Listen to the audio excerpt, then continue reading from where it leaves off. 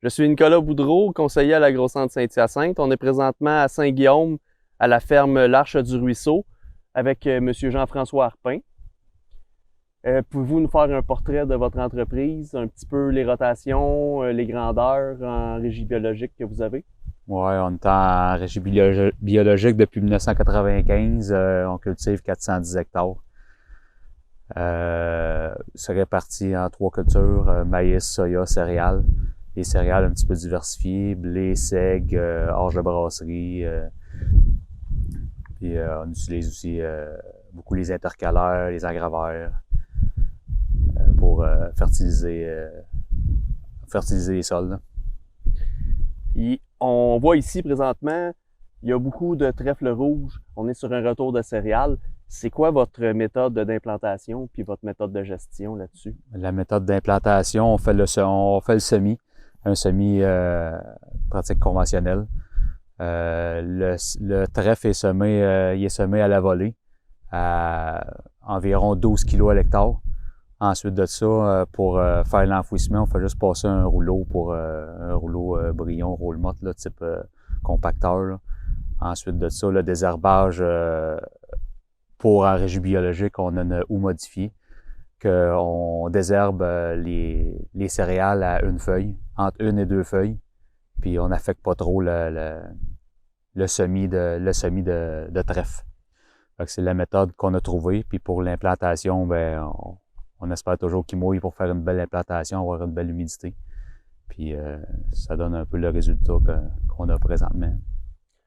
Là, on est le 30 septembre. Votre trèfle, je pense qu'il a été fauché au courant du mois passé. Ouais, on a récolté environ le 16 ou le 18 de juillet cette année. C'était assez hâtif dans les blés.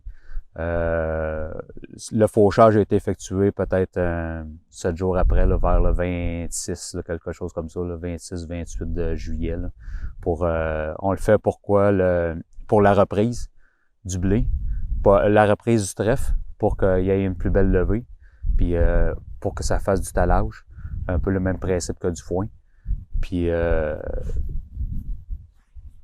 c'est un peu ça la recette. Puis c'est pour, bien souvent, quand sur un retour de blé, il y a tout le temps des petites mauvaises herbes, cette terre, un petit peu d'herbe à poux qui repousse. Fait en le coupant, ben la compétition du trèfle va venir prendre la place de la mauvaise herbe. Fait que c'est pour ça que on fait la méthode du fauchage là, après la céréale.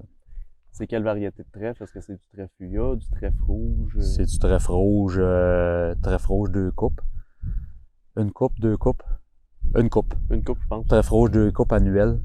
On utilise ça pour... la compétition est quand même assez tolérable là, dans les blés, là, même si c'est implanté en même temps. Là. On n'a pas peur de perdre le blé dans le trèfle. Il est compétitif, mais jamais pour dépasser le trèfle. C'est sûr que nous, sur l'entreprise, on ne garde pas les pailles. Les pailles sont toutes laissées au champ. Fait que on récupère pas, là, on laisse tout au champ. Fait que c'est pour ça qu'on est capable de battre un petit peu plus haut en laissant tout ça directement au champ. Puis pour vous, avez-vous vu une différence à mettre du trèfle comme ça en intercalaire versus à pas en mettre dans certains champs? Ben, c'est sûr que pour en régie bio, c'est une grande partie de notre fertilisation pour l'année suivante qui va être en maïs grain. C'est selon le taux de matière sèche que ça va donner pour amener l'azote au sol. C'est pas nous qui le contrôle, c'est tout le temps la plante qui va amener les précipitations, qui va amener une certaine quantité. C'est dur à quantifier, mais c'est une de nos bases premières pour la fertilisation pour le maïs l'année suivante. Puis pour la destruction, ben on n'utilise pas d'herbicide en régie bio, fait que surtout un trèfle dense comme ça là, va être détruit avec un labour. Un labour pas très profond, là, entre 6 et 8 pouces, là, pour laisser tout le résiduel un peu sur le dessus. Là.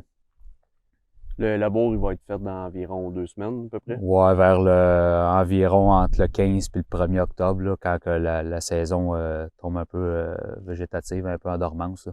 que ça pousse plus. Il faut qu'on commence un peu les travaux. Puis c'est tout le temps les conditions de sol aussi. Là. Si on va plus en novembre, ben, c'est des conditions humides là, qu'on veut pas là, pour faire de la compaction. C'est bon. Merci, M. Harpin, pour votre temps. Puis on espère des bonnes récoltes de soya et de maïs qui s'en viennent. Merci beaucoup.